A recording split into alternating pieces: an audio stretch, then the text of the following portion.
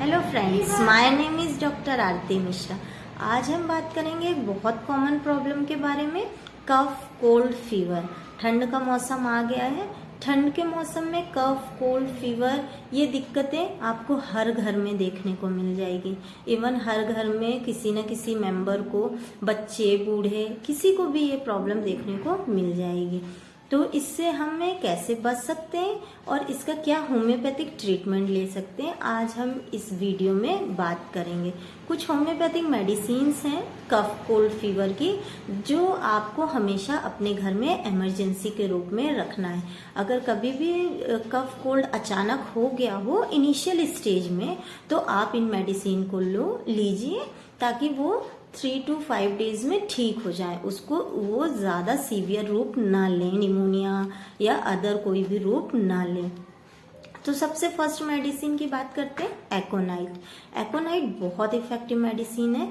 अगर आप कहीं बाहर हवा में गए हों और आपको ज़्यादा हवा, ठंडी हवा लग गई हो, जैसे आजकल ठंड का मौसम में आप बाहर जाते हैं, ठंडी हवा लग गई, ठंडी हवा लगने के कारण आपको सर्दी जुकाम हो गया हो और सडनली आपको फीवर भी आ गया हो, आपके चेस्ट में बहुत ज़्यादा घरघराहट की आवाज़ आ रही हो और साथ में सर दर्द बना हुआ है, और ये सब चीज़ इनिशियल स्टेज में, मतलब आपका थ्रोट में हल्का सा पेन स्टार्ट ही हुआ हो, तो आप इन एकोनाइट नैप प्लस 30 दिन में 2 बार 2 ड्रॉप्स डायरेक्ट टंग में ले सकते हैं, या सील पैक आप मेडिसिन लाइए साथ में ग्लोब्यूल्स, और उसको मिक्स करके 4 ग्लोब्यूल्स दिन में 2 बार लीजिए, आफ्टर लंच एंड नाइट में आफ्टर डिनर।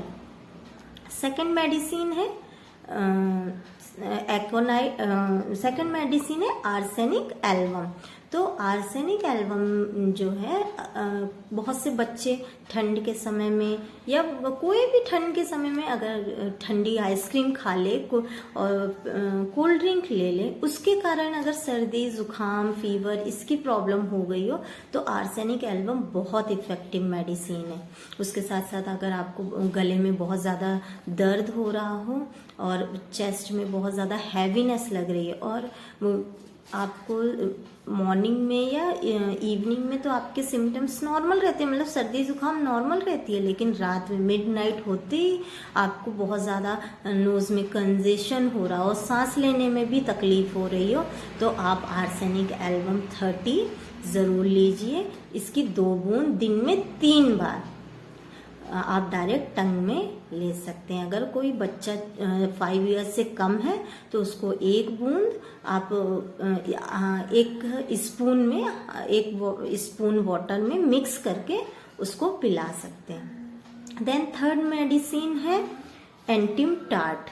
एंटिमटार्ट मेडिसिन, अगर आपकी सर्दी जुकाम फर्स्ट स्टेज से इनिशियल स्टेज से फर्स्ट या सेकंड स्टेज में या सीवियर हो गई हो, तो आप एंटिमटार्ट का यूज़ करिए। मतलब बच्चों को अगर निमोनिया की प्रॉब्लम हो गई हो तो आप एंटिमटार्ट 30 में लीजिए।